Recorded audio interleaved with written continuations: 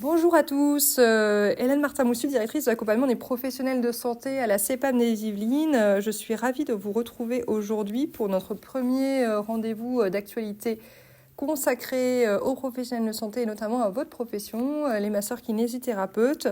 L'idée de ce webinaire qui a été monté en coordination avec vos représentants, c'est bien évidemment de vous transmettre un certain nombre d'informations sur votre profession et d'avoir aussi des temps d'échange avec vous sur vos sujets de préoccupation du moment. Je vais laisser la parole à Madame Pelcapoire qui se joint à moi pour ce mot de bienvenue.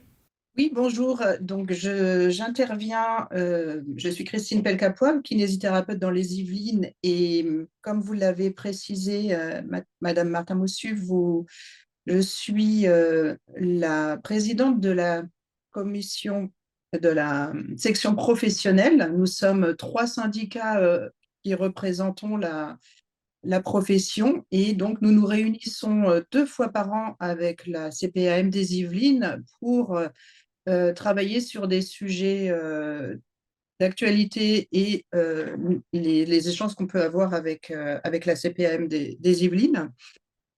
Euh, Nous récoltons en fait, les trois syndicats récoltons en fait tous les problèmes qu'il peut y avoir sur la gestion et les problèmes qu'il pourrait y avoir, qui sont rencontrés au cours de l'année. Quand ils sont très proches de ces commissions, on les fait passer directement en commission. Et puis, si ça arrive entre ces deux commissions, qui ne sont que 2 fois cette perte, comment dire, ce temps assez long entre les deux commissions, on essaie de solliciter aussi. Donc, si la CPAM peut vous contacter en individuel, n'hésitez pas aussi à contacter les représentants des trois syndicats que vous retrouverez en ligne, hein. On pourra redonner les coordonnées, si vous voulez, Madame Martin-Moussu, à l'issue pour que Bien sûr. les personnes sachent qui contacter. Ceux qui sont adhérents ont les informations rapidement. Ceux qui ne sont pas adhérents et dont on n'a pas les coordonnées, pas toujours évident de leur envoyer des informations. Voilà. Donc, nous sommes contents de commencer ce premier rendez-vous. Vous nous avez indiqué que c'était les kinésithérapeutes qui ouvraient le bal. Donc, j'espère que ce sera un succès pour cette première réunion. Merci Madame Pelcapoix. Donc je vous propose qu'on débute et Delphine va annoncer voilà les 4 petits sujets. On a souhaité voilà volontairement avoir un ordre du jour resserré pour nous permettre d'avoir ce temps d'échange et on sait que vous aimez bien évidemment vous avez un emploi du temps chargé avec vos patients. Donc l'idée c'est de prendre le moins de temps possible. Delphine, je te laisse la parole. Voilà, tout à fait. Donc, nous allons démarrer par un point d'actualité et notamment la prévention des troubles de la vue, du langage, du rachis en milieu scolaire. Nous poursuivrons avec un mode opératoire sur la messagerie sécurisée de santé. Puis, nous ferons un rapide tour d'horizon sur les mesures de l'avenant 7 pour terminer ce point sur l'accompagnement des masseurs kinésithérapeutes par l'assurance maladie. Donc, nous démarrons tout de suite avec l'actualité. Je vais laisser la parole à Catherine Quesnel pour justement nous parler du dépistage précoce des troubles de la vision, du langage et du rachis. Bonjour, je vous remercie de nous accueillir. Donc, je vais laisser la parole à Mélissa Kedjar, que certains d'entre vous connaissent déjà et ont déjà eu à échanger avec elle, donc qui est chargée du déploiement de cette mission justement en milieu scolaire. Bonjour à tous, merci Catherine pour la présentation. Je vais pouvoir vous présenter voilà, l'action de dépistage précoce en milieu scolaire des troubles de la vision, du langage et du rachis. Vous, ce qui va vous intéresser notamment, ça va être celui du rachis. Il y a ce dépistage qui va être mis en place suite à la demande de la stratégie nationale de santé 2018-2022 pour améliorer le repérage et la prise en charge de l'enfant et notamment avant que, les maladies ou les troubles, soient trop présents et pour ce faire, ça nécessite d'un repérage et d'une prise en charge précoce et aussi de soutenir les bilans qui sont déjà réalisés, par exemple, par les PMI ou le service de santé scolaire dans les écoles. Au niveau de la prévention alors attendez, j'ai vos visages qui cachent un peu, c'est bon? Tous les enfants doivent bénéficier de ces repérages et dépistages et pour, ainsi permettre, de meilleures conditions d'apprentissage et aussi limiter les inégalités sociales. Voici, donc les objectifs. Pour améliorer, le parcours santé de l'enfant, il y a eu donc la décision de mettre en œuvre des dépistages des troubles visuels, langage et aussi des troubles du rachis, notamment dépister s'il y a des scolioses dès le plus jeune âge. Ce qui permet, voilà, de limiter les difficultés scolaires et aussi, la gêne plus tard qui peut être, occasionnée par ces troubles dans la vie courante. Pour information, la fréquence de scoliose, elle est comprise entre 0,5 et 2 chez les 8-15 ans et cette pathologie, elle concerne 8 fois plus les filles que les garçons.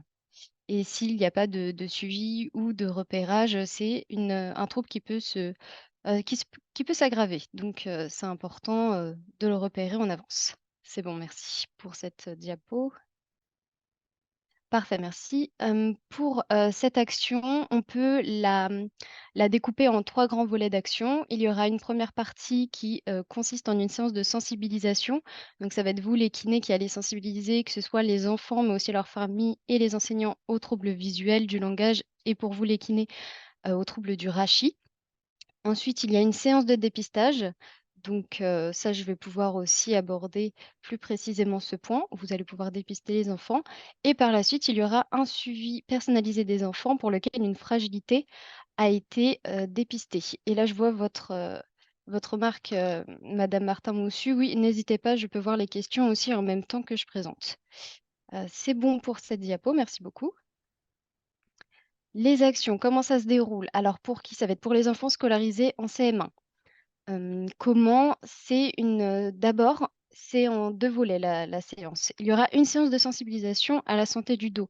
Donc vous êtes en cours, vous allez faire, une petite séance où vous sensibilisez avec un rappel pédagogique d'anatomie en lien avec le programme scolaire. Vous montrez une posture adaptée et des exercices physiques et aussi un quiz à la fin.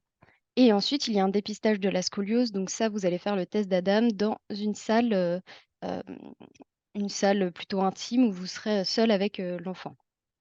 Ou ça sera, dans les écoles.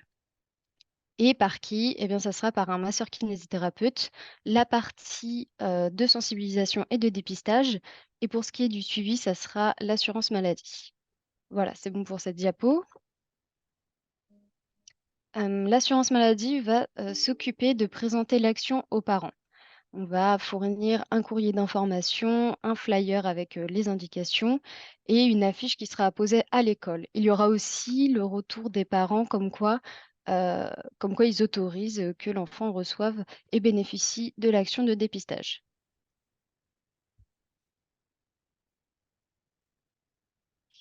En durée, ça prend environ 1 heure par classe. Le contenu de la séance de sensibilisation que j'avais abordé tout à l'heure, donc il y a 20 minutes pour rappel pédagogique d'anatomie et physiologie, 10 minutes sur la pédagogie adaptée. Tout à fait. Pour Karine, votre message. Ah bah très bien. Ma collègue s'occupe de répondre dans les messages, donc c'est bon. Donc la pédagogie sur la posture adaptée, elle dure 10 minutes. Donc il y aura par exemple une image en fait avec le port du cartable. Et promotion de l'activité physique, il y aura un livret qui vous sera fourni et cela va durer environ 20 minutes. Et l'évaluation des connaissances avec un quiz, donc 10 minutes. Une fois que la séance de sensibilisation elle est faite, ah oui, bon là, on vous a même mis un peu les images pour que vous vous rendiez compte. Tout ce qui est support, ça vous sera fourni, ça existe déjà. Ça, on vous le fournira directement. Et vous pourrez les utiliser, enfin vous-même, vous devrez les utiliser durant les séances de sensibilisation.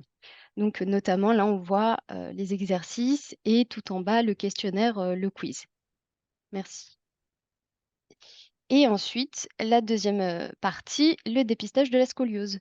Donc, voilà, comme je disais, le test d'Adams. Donc, vous avez l'enfant dans la salle, il garde son haut et vous passez la main au-dessus du haut. Enfin, vous ne le touchez pas directement. Voilà, ça c'était un point où les kinés avaient posé la question dessus, donc je le souligne. Et voilà, merci, c'est bon pour celle-là. Ensuite, Donc ensuite, comment ça se passe? Une fois que vous avez réalisé le dépistage, vous complétez un courrier qui vous aura été donné. Donc c'est nous qui vous fournissons ces documents. Et vous le transmettez à l'école qui, eux, le transmettront à la famille et qui sera aussi transmis à la médecine scolaire. Donc ça, c'est à voir, mais c'est ce qu'on souhaiterait. Quand les enfants, si vous les avez repéré une fragilité, ils seront redirigés vers un médecin. Et ensuite, il y aura un suivi. Ils seront redirigés vers un médecin, mais on ne sait pas forcément s'ils vont y aller ou non. Et ça, c'est l'assurance maladie qui va s'assurer si l'enfant y est bien allé. Et notamment, on aura fourni en amont, avec l'autorisation parentale, un coupon qui permettra le suivi. Et ce coupon devra être retourné une fois qu'ils sont allés voir un professionnel. Aussi, durant ça, vous allez aller sur un site internet. Ah, juste avant, s'il vous plaît. Merci. Vous allez aller sur un site internet, donc Prévention École, et vous rentrerez des données sur les enfants, s'ils ont bien été dépistés ou non, et si un trouble a été repéré ou non, avec quelques informations, voilà, ce qui permettra aux professionnels de santé de se positionner aussi sur les interventions en milieu scolaire et voilà, de donner les issues du dépistage, de saisir les données et voilà, ce qui permettra de bien articuler en fait l'action, tout simplement. C'est bon, merci. Alors, pour que vous ayez déjà une idée des actions, ce que ça a donné, cette action a déjà été déployée dans quelques départements en France, notamment. Alors, je me remets dedans.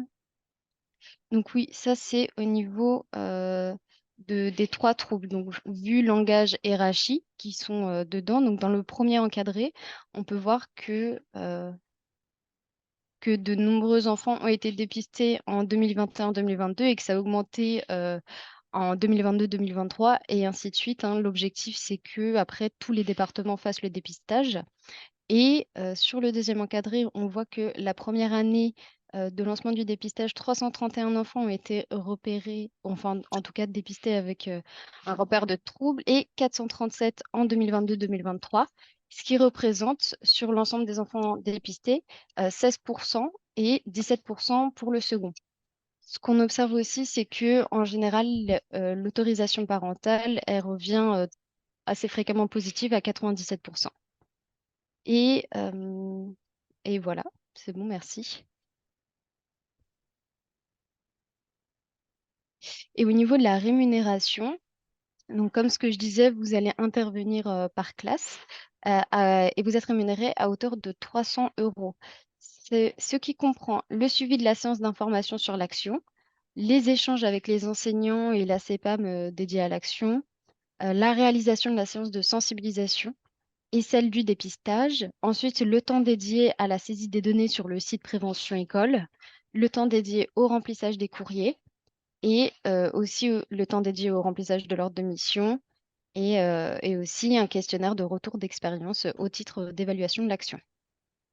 Voilà, et aussi, oui, tout simplement, c'est ça au niveau des rémunérations.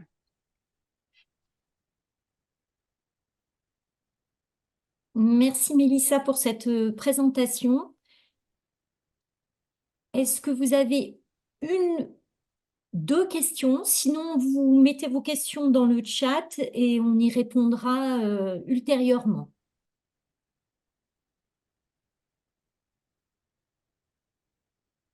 Voilà, Pas de surtout questions. n'hésitez pas et si vous voulez me recontacter par la suite, moi je suis tout à fait disponible pour toute question et avec plaisir que j'y réponds. On peut mettre les coordonnées de Mélissa dans le chat, si cela vous convient, si vous souhaitiez après la recontacter. Et Voilà. n'hésitez pas à poser des questions.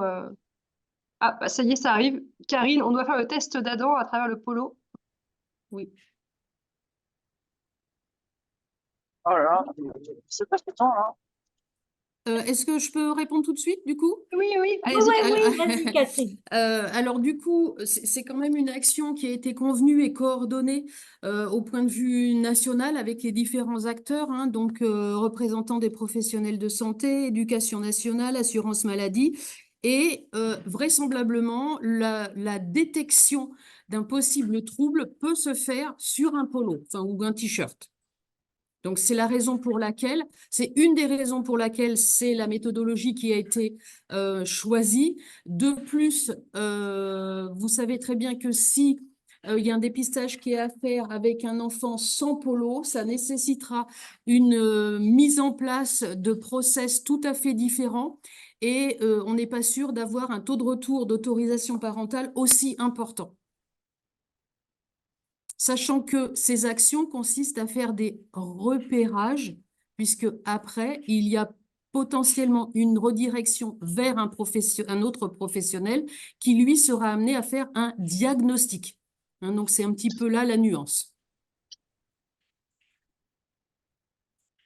Voilà, merci Catherine. Nous Avec allons plaisir. passer donc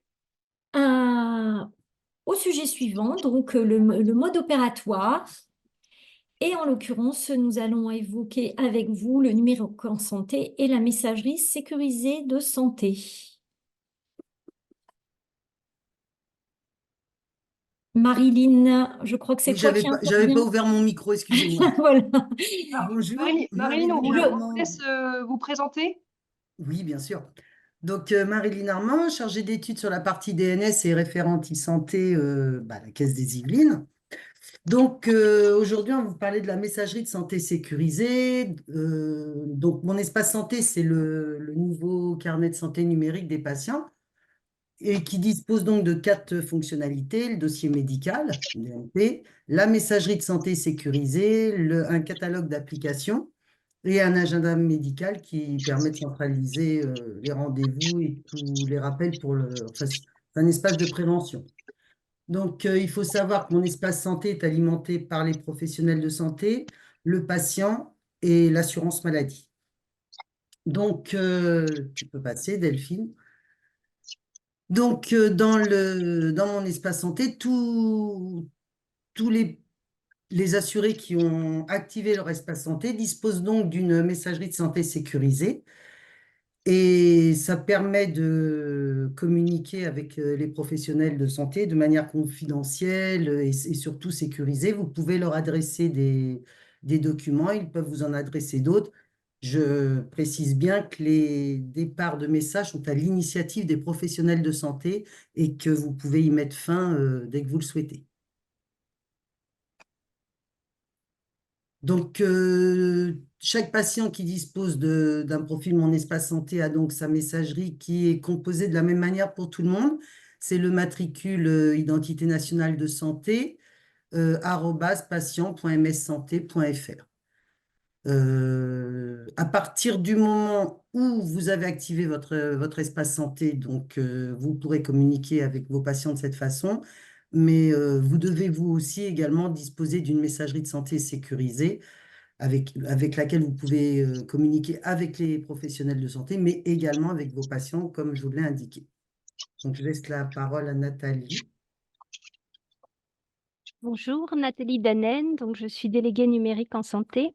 Je vais vous expliquer comment fonctionne réellement la messagerie de santé sécurisée. Donc, vous vous connectez dans votre messagerie de santé qui est souvent Mélis, par exemple. Vous allez dans cette messagerie et vous pouvez initier l'échange avec votre patient. Donc, soit vous aurez par la suite un lien directement dans votre fiche patient vers cette messagerie de santé sécurisée, soit, comme le disait Marilyn, vous rentrez le mail avec l'INS du patient @patient.mssanté.fr. Lors de l'envoi de ce message, vous pouvez demander un accusé de lecture. Vous pouvez mettre fin à l'échange. Par exemple, si vous souhaitez simplement envoyer un document, par exemple, à votre patient, vous pouvez très bien, dans la foulée, écrire un message vide à ce même patient. Et dans l'objet du message, vous allez écrire le mot « fin » en majuscule entre crochets. Et donc, ça vous permet, avec ce message de fin, de clôturer l'échange et votre patient ne pourra plus vous contacter par ce biais. Donc, c'est vraiment vous qui initiez l'échange. Uniquement, le patient ne peut pas vous contacter par ce biais-là. Par contre, cette messagerie, elle vous sert aussi à échanger, bien sûr, avec les autres professionnels de santé en entrant comme en sortant. C'est uniquement vers les patients que vous avez un flux sortant. Donc là, le patient, vous allez lui écrire et lui, de son côté, dans son espace santé, il va recevoir une notification. Et cette notification, donc, lui indique qu'il reçoit, qu'il ait activé ou non son espace santé. Il reçoit un message et donc après, c'est au patient d'aller se connecter dans mon espace santé pour aller visualiser le message. Donc, si vous n'avez pas mis fin à l'échange parce que vous attendez un retour de votre patient, il aura la possibilité, depuis son message reçu, de répondre. Et si toutefois vous avez mis directement fin à l'échange, le patient aura un message comme quoi il ne peut pas vous répondre. Voilà. Donc, en gros, la messagerie de santé sécurisée, en fait, elle va vous permettre de communiquer de façon sécurisée, soit entre professionnels de santé, soit vers votre patient. Donc, par rapport aux professionnels de santé, si vous cherchez un confrère à contacter, en fait, directement dans votre messagerie, vous avez accès à l'annuaire national des utilisateurs de l'AMS Santé. Voilà. Donc, vous voyez, vous pouvez contacter aussi bien les médecins ou bien toute messagerie. D'ailleurs, on parle de MS Santé, mais c'est l'espace confiance MS Santé. Toutes les messageries de l'espace confiance MS Santé sont interopérables en terrain. Voilà. Est-ce que vous avez des questions? Je vois que Madame Pelka-Poivre dit qu'il y a besoin d'accompagnement pour les médecins. Oui, en fait, pour avoir tenté de le faire plusieurs fois, on ne retrouve pas spécialement tous les médecins. Et les médecins, quand on les retrouve, ça tombe dans le vide parce qu'ils n'ont pas mis leur messagerie avec une alerte dessus. Donc, malheureusement, on voudrait rester dans un système sécurisé et on finit par les messageries habituelles si on veut envoyer des dossiers et c'est bien regrettable. Alors, il faut savoir qu'en ce moment, les DNS vont voir les médecins justement pour les accompagner sur l'utilisation des outils numériques, dont la messagerie de santé sécurisée. Parce que l'interopérabilité, je ne l'ai pas vérifié à chaque fois, mais ça fait des années qu'on en parle et il faudrait vraiment qu'on fasse des tests avec des médecins qui sont plus volontiers sur AppyCrypt, même si c'est la version 1.2. Moi, ça fait des années qu'on en parle et ça fait des années que ça ne fonctionne pas en réalité puisqu'ils sont volontiers plus sur AppyCrypt. MS Santé, ils le sont pour certains, mais ils évitent d'avoir une multitude de messagerie sécurisée. Il faut déjà se rendre, comme pour l'espace santé, il faut déjà se rendre sur un espace et c'est pas fluide comme une messagerie classique. Donc c'est pour ça, moi il me semble que ça a encore besoin d'être encore plus fluide pour pouvoir éviter de perdre du temps. Alors, avec la version Ségur de leur logiciel, les médecins paramètrent leur messagerie de santé sécurisée directement dans leur logiciel. Donc, c'est en cours de paramétrage et d'installation. Donc, peut-être que ce n'est pas encore complètement abouti, mais la majorité ont leur messagerie de santé sécurisée dans leur logiciel médical ou professionnel. Et donc, du coup, ils ont accès beaucoup plus facilement maintenant à leur messagerie. Et quand vous parliez d'AppyCrypt, effectivement, la plupart maintenant sont sur AppyCrypt version 2 interopérable MS Santé. D'accord. Bon, j'essaierai avec le groupe Interpro. En gros, je vais faire un test en grandeur nature et je me permettrai de revenir si on voit que c'est compliqué. Mais pour l'avoir fait récemment en voulant envoyer des dossiers sur des chirurgiens, c'était compliqué. Même par Doctolib, ça ne fonctionnait pas. Donc, je pense qu'il y a encore du travail à faire, même au niveau des logiciels, où les derniers sont un petit peu mieux, mais le problème de l'annuaire n'était pas encore assez souple. Ok.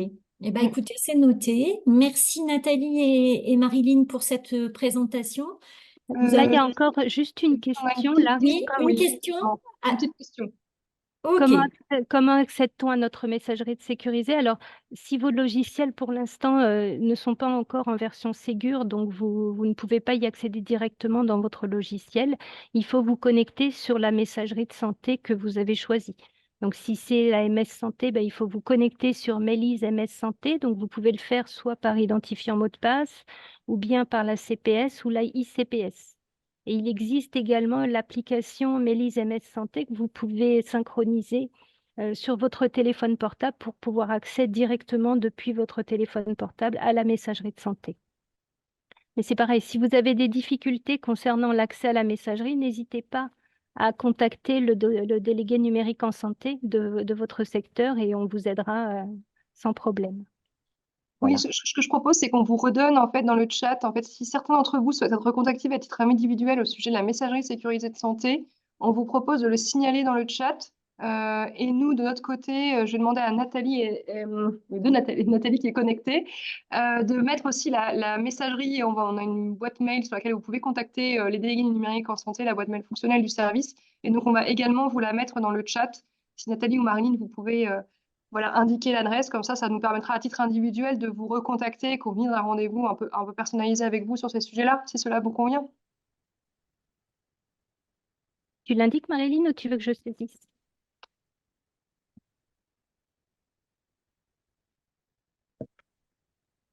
ok, donc nous passons au sujet suivant qui est la question du jour et qui porte sur les principales mesures de l'avenant 7. Donc je donne la parole à Véronique Arthur ou Claire Coquille qui Non, doit oui, intervenir. c'est C'est Véronique. Véronique Oui, qui intervient. bonjour, Je bonjour te à laisse te tous. présenter. Oui, merci. Bonjour à tous, donc je suis Véronique Arthur, responsable du service des relations avec les professionnels de santé, et je vais revenir donc rapidement sur les principales mesures donc de l'avenant 7. Donc, comme vous le savez, cet avenant il a été signé en juillet 23 entre l'assurance maladie et deux de vos syndicats, la Fédération française des masseurs kinésithérapeutes rééducateurs et également le syndicat Alizé. Cet avenant, il s'articule autour de différents axes, renforcer le rôle des masseurs kinésithérapeutes en matière de prévention et de santé publique, et également donc, poursuivre l'amélioration de l'accès territorial aux soins en renforçant le dispositif de démographie qui avait été initié en 2018, et également renforcer l'attractivité du métier, de votre métier, par une revalorisation significative de vos actes. Alors, pour le premier point, donc la télésanté, vous rappelez que vous avez la possibilité donc, de facturer des actes de télésoins avec la lettre clé TMK et également la possibilité de solliciter une téléexpertise auprès d'un professionnel de santé médicale en facturant la lettre clé RQD. Et également, en lien avec donc, la télésanté, deux nouveaux indicateurs qui ont été créés aux familles pour soutenir donc, les masseurs kinésithérapeutes qui sont impliqués dans le déploiement de la télémédecine. Donc, de nouveaux indicateurs rémunérés à hauteur de 350 € pour l'équipement en vidéotransmission et 175 € pour l'équipement en matériel connecté. Ces deux indicateurs pourront être déclarés dès 2024 pour un premier versement en 2025 au titre donc, de l'année 2024. Concernant les modalités pratiques d'adaptation des prescriptions, vous avez donc la possibilité d'adapter les prescriptions médicales initiales d'un temps de moins d'1 an, uniquement donc dans le cadre d'un renouvellement et sauf bien sûr indication contraire du médecin. Et ce renouvellement est possible dans les 12 mois suivant la rédaction de l'ordonnance initiale. Sur la slide suivante, évoquée également avec vous, l'amélioration de la répartition des professionnels de santé donc, sur le territoire, avec tout d'abord les conditions d'installation en libéral sous convention. Vous savez que cet avenant a introduit une nouveauté, à savoir que pourront s'installer un exercice libéral sous convention les masseurs kinésithérapeutes qui rempliront au moins l'une des deux conditions suivantes. qui justifieront donc d'une expérience professionnelle préalable en massokinésithérapie de 2 ans en établissement sanitaire ou médico-social en France, ou qui s'engageraient à exercer au moins les 2 premières années de leur conventionnement en zone sous-dotée ou très sous-dotée. Et cela concerne donc les masseurs kinésithérapeutes qui ont démarré leur formation diplômante en 2023. Revenir également sur le zonage. Les dispositions donc, de cet avenant 7 a étendu les zones qui sont soumises au dispositif de régularisation du conventionnement en zone non prioritaire et également étendu les zones pouvant permettre aux masseurs kinésithérapeutes de bénéficier d'aide dans l'installation en zone très sous-dotée. Ces dispositions alors entreront en vigueur dès publication des arrêtés régionaux qui étaient prévus donc avant l'été et donc concernant votre profession, c'est imminent puisqu'ils vont être publiés courant juin. Donc, concernant la nouvelle répartition de ce zonage, sur le département, nous n'avons pas de zone non prioritaire. Nous avons 9 zones très sous-dotées, 12 zones sous-dotées et 10 zones intermédiaires. Et concernant les zones sous-dotées, le zonage actuel en comptait 6. Donc, il y a une augmentation au niveau donc, des zones très sous-dotées. La régularisation du conventionnement en zone prioritaire, comme je viens de vous le dire, donc nous n'avons pas de zone non prioritaire sur le département, mais pour autant, il faut savoir que pour s'installer dans ces zones, qui sont considérées comme étant des zones dans lesquelles le niveau de l'offre de soins est le plus élevé, les demandes de conventionnement au titre du 1 pour 1 feraient l'objet d'une procédure particulière. Donc, on ne sera pas concerné, mais en tout cas pour ce zonage-là, en tout cas, pour ne pas le perdre de vue. Les modifications également sur les dispositions relatives aux contrats incitatifs dans les zones très sous-dotées.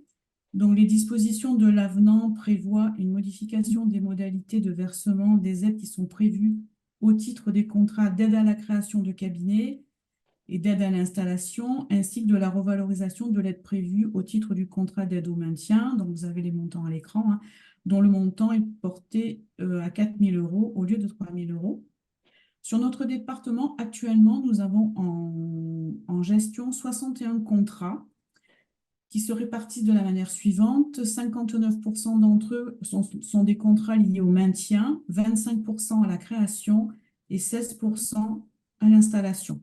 Et nous avons versé au titre de ces 61 contrats 292 337 €.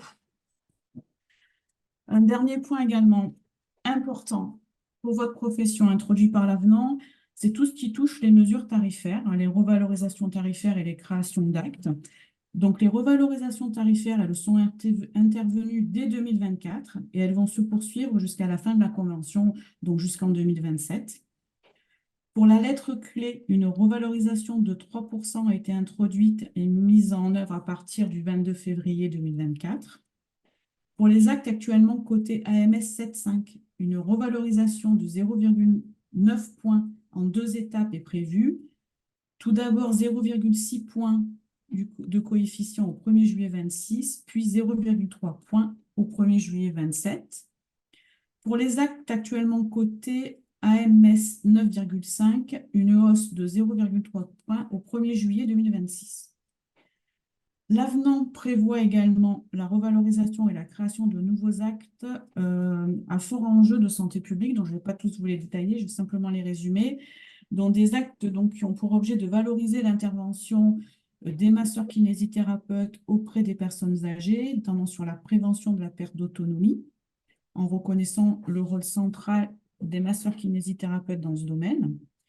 Inscrire le professionnel dans le parcours de prise en charge de l'insuffisance cardiaque et faciliter la prise en charge également des enfants qui présentent donc une paralysie cérébrale ou un polyhandicap.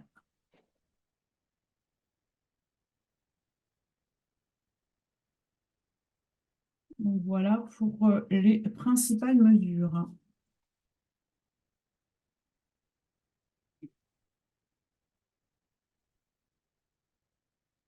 Merci Véronique pour cette présentation.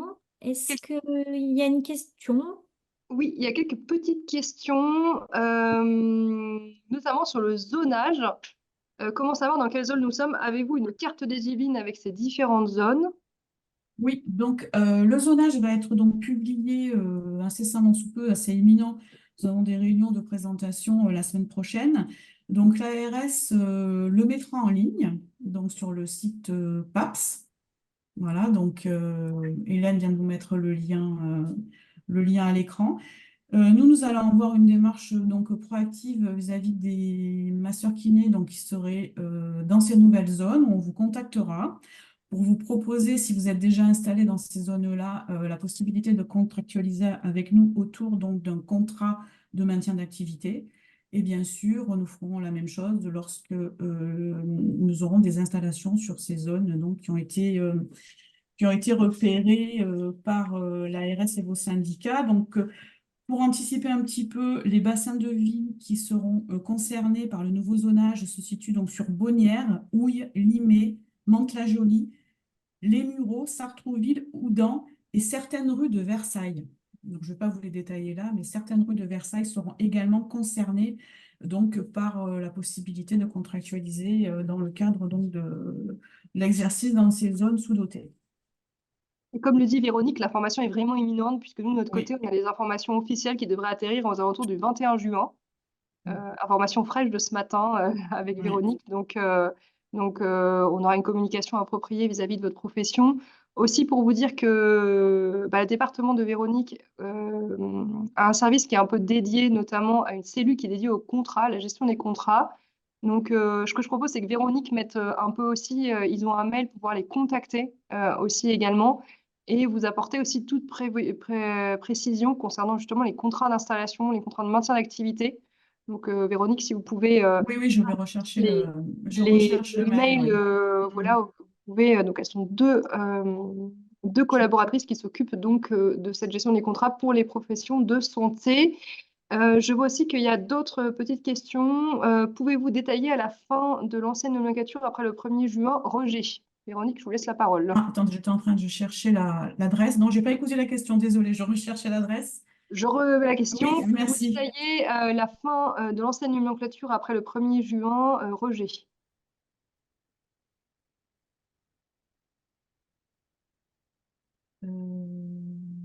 Excusez-moi, je n'ai pas entendu. Sinon, vous pouvez regarder sur la question. Et on a aussi une autre question. Ah voilà, pouvez-vous détailler la fin de l'ancienne nomenclature après le 1er juin? Rejet, ça veut dire que vous pensez avoir des rejets après le 1er juin si vous n'utilisez pas les nouvelles cotations, c'est ça la question? Oui, c'est ça. En effet, il y avait une deadline, ça a été donné en Oui. CPN visiblement. Oui. Mais concrètement, comment ça va se passer? Il y a des personnes qui n'avaient pas encore changé, qui se posent des questions, savoir s'ils peuvent encore utiliser les anciennes prescriptions encore valables. On les prévient, on leur répond tant qu'on a la réponse, mais c'est l'occasion avec les personnes qui sont ici de le rappeler, puisque c'est vraiment le sujet d'actualité de cette fin de semaine. Et concrètement, qu'est-ce qui va se passer si les anciennes nomenclatures sont présentées à la facturation ou ont été faites après le 1er juin avec l'ancienne nomenclature? En fait, on voudrait savoir concrètement comment ça va se faire, sous forme de rejet, sous forme, on ne sait pas. Généralement, effectivement, il y a des rejets, et puis après, on arrive à recycler en fait les rejets. Ce que je propose, Mme Beck-Poivre, c'est qu'on répondra précisément à votre question, parce que l'information est toute fraîche de notre côté sur les modalités un peu pratiques opérationnelles, et on refera une communication appropriée à la profession. C'est pour le 1er juin, c'est pour ça que c'est Oui, important. on vous redonne l'information très très vite sur le sujet. Est-ce qu'il y a d'autres questions? Oui, il y a une question sur l'accord préalable. Est-il pour tous les patients ou les patients qui sont à 100% n'ont-ils pas besoin d'un accord préalable?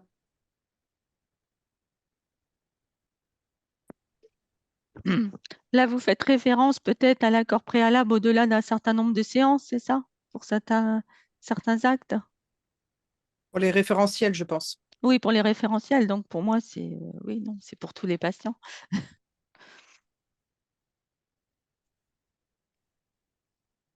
Merci Sonia pour la réponse. Et donc, on a effectivement aussi une autre question pour la revalorisation de l'accueil des stagiaires. Quelles sont les démarches que nous devons faire? C'est par an ou par stagiaire? Je laisse la parole à Véronique. Oui, alors c'est par stagiaire, par an. Il n'y a aucune démarche à faire puisque nous allons donc prendre en compte le nouveau montant que nous devons attribuer par stagiaire. Il n'y a aucune démarche, c'est nous qui revoyons nos tarifs. Mais c'est effectivement par stagiaire et par an.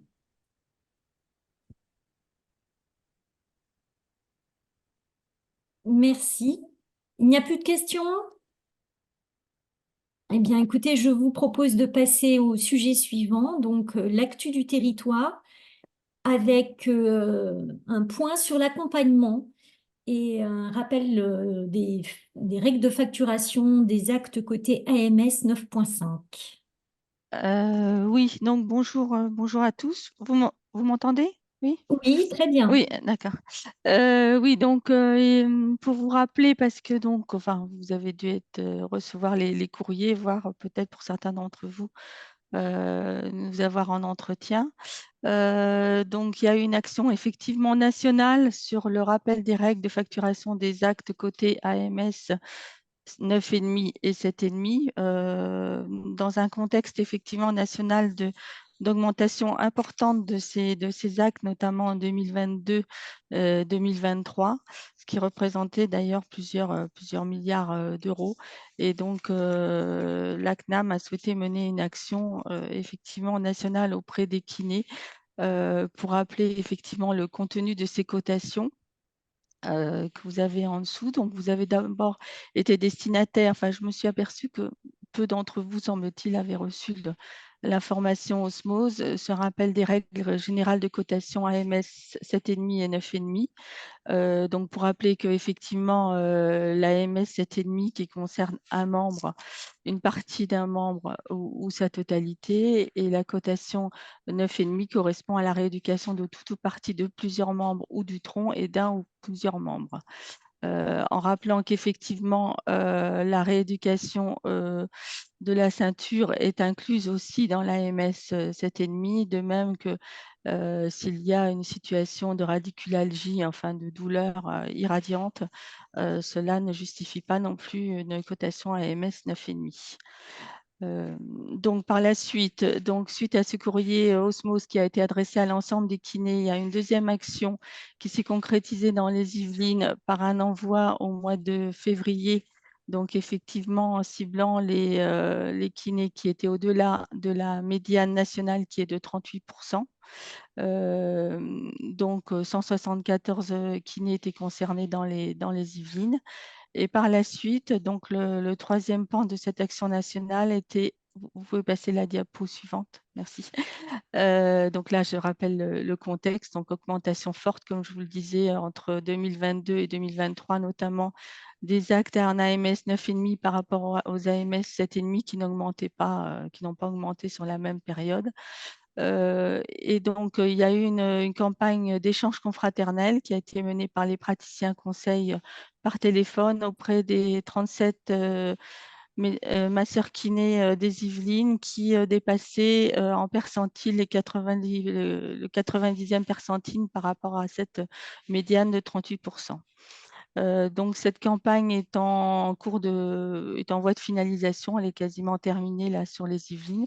Globalement, de notre point de vue, elle s'est bien déroulée. En tout cas, mes collègues et moi-même vous remercions de l'accueil que vous nous avez réservé. Ça a été vraiment, les rendez-vous ont été très faciles à avoir et je pense qu'ils ont été que la plupart des masseurs kinés étaient assez satisfaits de l'échange, du moins en termes d'écoute. On a entendu vos difficultés, notamment par rapport à la nouvelle nomenclature. Peut-être préciser aussi les conditions effectivement d'utilisation de ces.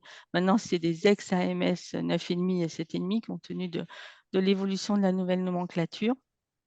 Et effectivement, et des justifications pour certains de la part qui pouvait être très élevée d'AMS 9,5 par rapport à la part d'AMS 7,5. Voilà.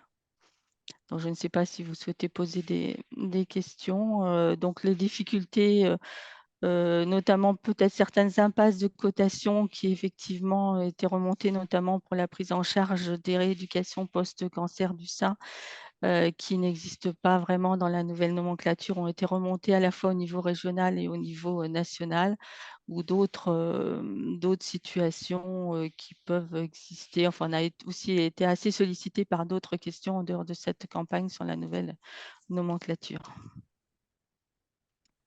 qui effectivement, vous l'avez rappelé, est applicable donc à présent, après cette période de transition entre février et juin, est applicable désormais au 1er juin de cette année.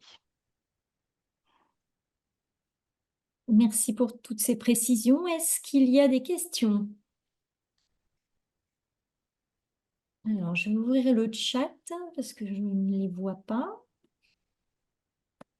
A-t-on des questions? Non? Pas de questions particulières sur le sujet? Let's see. On a quelques questions. À qui faut-il informer que l'on a un stagiaire? Je vais rappeler pour les stagiaires, je pense qu'il y a peut-être eu une confusion. J'ai essayé de le mettre là au niveau donc, des réponses aux questions. Le stagiaire, il y a une rémunération de prévu, c'est ce que je vous mets donc, sur les réponses uniquement dans le cadre donc, de vos contrats démographiques. Donc en bénéficient les kinés qui sont installés en zone sous-dotée, très sous-dotée. Et effectivement, c'est donc un engagement pardon, optionnel qui permet une rémunération supplémentaire qui était de 150 € par stagiaire et par an. C'est uniquement dans ce cadre-là. Et je vous ai mis également le mail si vous avez des questions à ce sujet. Merci Véronique.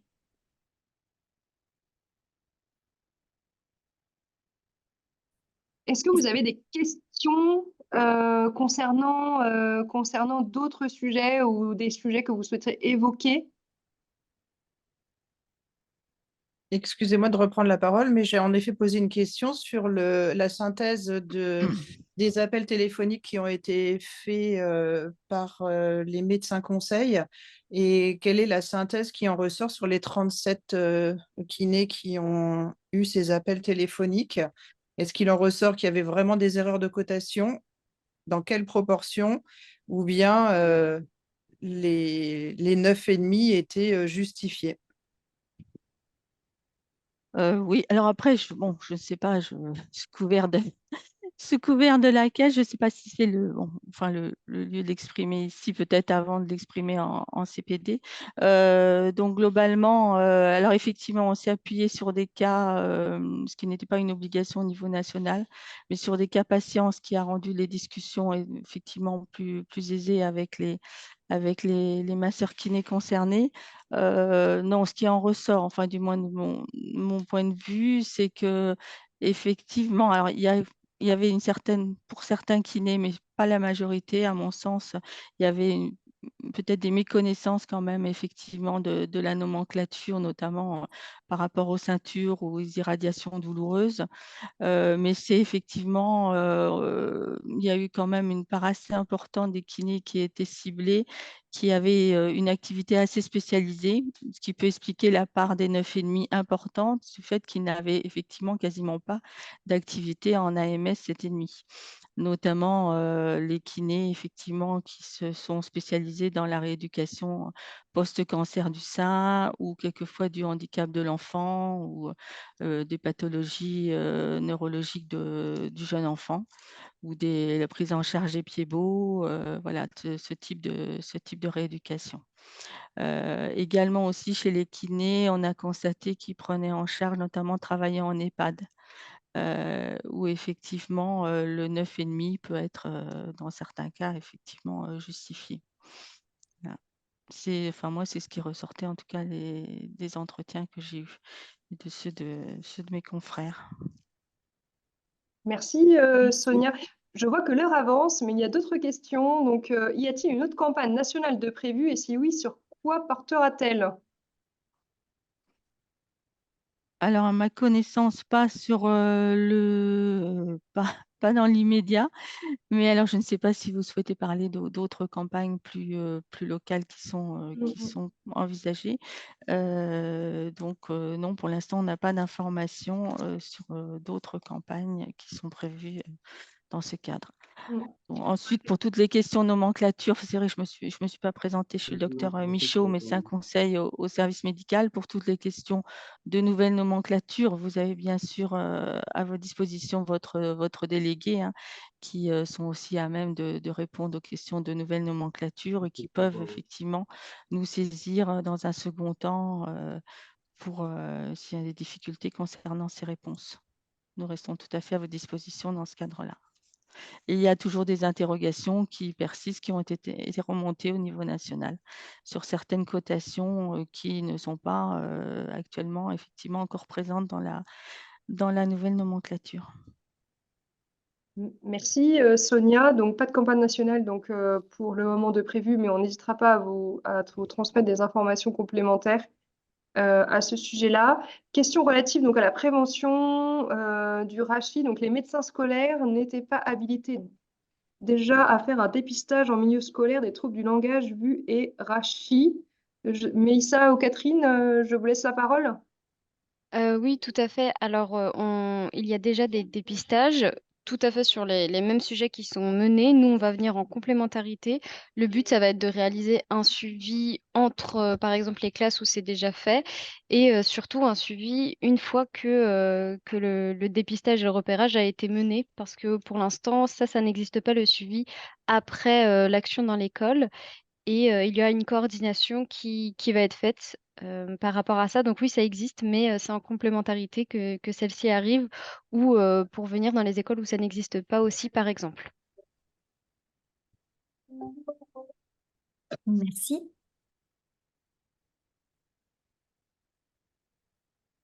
Y Est-ce que a-t-il vous... une dernière question? Oui. Est-ce que vous avez des questions sur d'autres sujets aussi que vous souhaiteriez évoquer? Parce que c'est vrai que là, on a pris un peu de temps voilà, sur 4 sujets qui étaient là-dessus, mais peut-être nous dire en fait un peu en direct, est-ce que vous avez des questions, des accompagnements plus individualisés que vous souhaiteriez, sur quel sujet?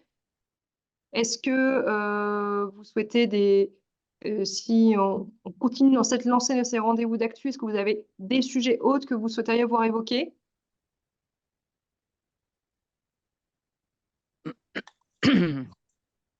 Madame, excusez-moi, Madame Pelka-Poivre, votre remarque dans le chat, c'est une remarque ou c'est une question ou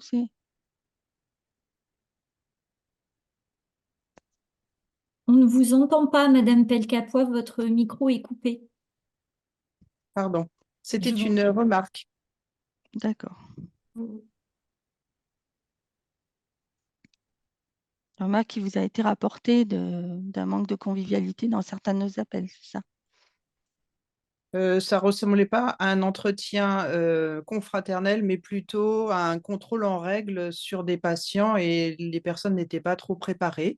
Mais je pense que c'est pour ça qu'on voulait avoir la synthèse aujourd'hui, puisque c'était la première campagne qui était faite sur les AMS 9,5 et il me semble que la prochaine campagne, c'était sur les DE d'après le compte rendu, enfin d'après le projet en CPD du mois de mars. On en reparlera, Madame Pelka-Poivre. Ce que je vous propose, c'est que nous avons notre expert frais de santé qui est là parmi nous, donc Madame Madera. Madame Madera, on a une question pour vous. C'est là-dessus de la profession. Pouvez-vous détailler la fin de l'ancienne nomenclature après le 1er juin? Est-ce qu'il va y avoir des rejets? Au niveau des rejets après le 1er juin, normalement, il ne devrait pas y avoir de rejets. Mm. Je ne vois pas votre question. Je ne sais pas si Madame Pelka-Poivre, vous souhaitez préciser votre question? Il y avait une tolérance à partir du 22 février pour garder l'ancienne nomenclature pendant un certain temps. Ce temps, c'était la tolérance et il a été sorti la date du 1er juin pour la fin de cette tolérance. Donc, comment ça va se faire? J'ai entendu parler en réponse de recyclage, mais les recyclages sur des AMS 7,5 qui se sont transformés en 4 nomenclatures différentes seront impossibles à recycler aisément. Donc, c'est pour ça, c'est savoir comment ça va être fait. Est-ce qu'on va pouvoir continuer, enfin, ceux qui n'ont pas encore pris le temps de changer la nomenclature. J'ai des personnes, en fait, qui étaient tout simplement en arrêt de travail, en congé maternité, qui n'ont pas pu gérer ça avec leurs remplaçants, plus les bugs avec les logiciels, c'est terminé maintenant. Donc, c'était une question qui est prévue pour cette fin de semaine, puisque la CPN en a parlé dernièrement. Voilà. Donc, après, ça va dépendre de la mise à jour du logiciel qui nous permet d'ordonnancer. S'il y a une mise à jour avec rejet, ça sera rejeté, je pense.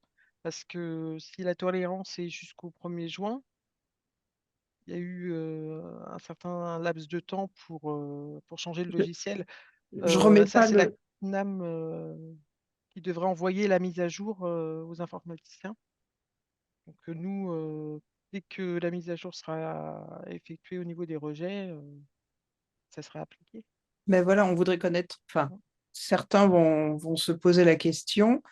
Il y a plus de. Mais si la CNAM se met à jour après, comme ils l'ont fait d'ailleurs, hein, au passage, avec un mois de retard au mois de mars, ce ne sera pas gênant cette fois-ci, mais voilà, on voudrait connaître les modalités pour ceux qui auraient pris du retard. Pour des raisons, en fait, quand je vois les personnes qui n'ont pas encore franchi le pas, à chaque fois, c'était des gens qui changeaient de cabinet, c'était des cas assez exceptionnels au final, hein. Donc, ils existent et il faut savoir comment ils vont être mis dans le bain tout de suite, même si le temps était suffisant maintenant qu'on a laissé passer en plus les bugs de chaque logiciel. Alors, Euh, je peux pas vous dire la date exacte. Normalement, s'ils mettent à jour tout de suite au niveau du logiciel et où ça a déjà été fait, je ne sais pas.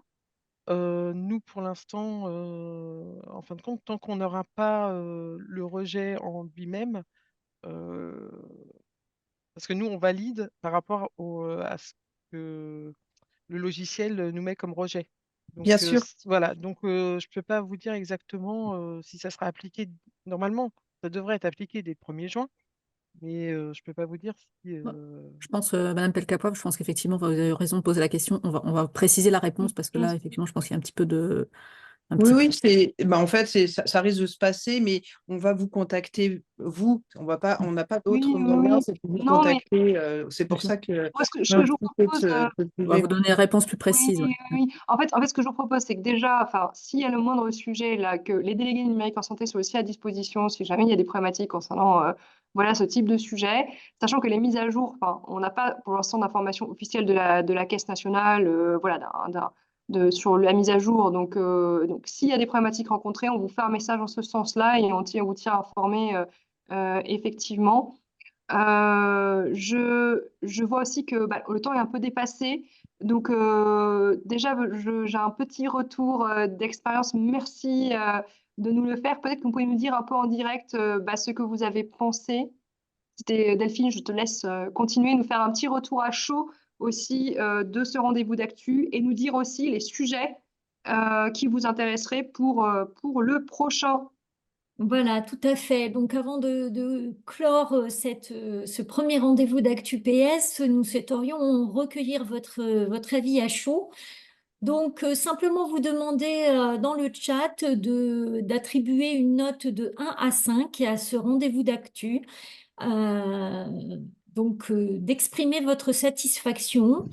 Et puis également, si vous avez des sujets que vous souhaiteriez voir abordés pour le prochain rendez-vous d'actu, ou si vous avez des pistes d'amélioration par rapport à ce rendez-vous, bah, n'hésitez pas à vous exprimer dans le chat.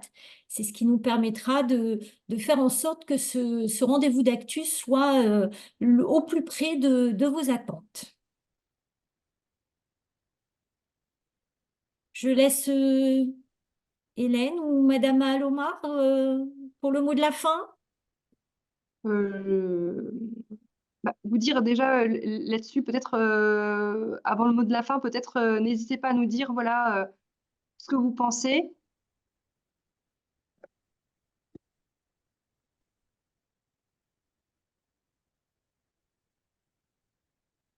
et vous dire aussi qu'on vous remercie aussi d'être venus nombreux à ce rendez-vous d'actu, même si on n'a pas tenu le timing. On fera mieux Mais la prochaine fois. Voilà, on fera mieux la prochaine fois. Et puis nous avons aussi incognito, mais pas totalement incognito, notre directrice générale, Cécile Omar, qui est connectée. Et sûrement que Cécile, tu veux dire un petit mot. Oui, non, donc merci beaucoup d'avoir assisté à ce premier rendez-vous. Effectivement, n'hésitez pas à nous conseiller pour qu'on l'adapte donc vraiment au fur et à mesure à vos besoins et à nous pousser des thématiques et des questions en amont de la prochaine réunion. Ce sera avec plaisir qu'on les prendra en compte dans l'ordre du jour. Merci pour votre présence. On sait que vous êtes très, très chargé. Merci beaucoup. Merci beaucoup. Au revoir. Merci à tous. Et puis merci aux représentants de la profession avec lesquels on fait un très bon travail, qui sont vraiment vos porte-parole efficaces au sein de nos commissions paritaires départementales. Merci à eux pour leur présence et leur mobilisation et donc leur présence active aujourd'hui. Merci.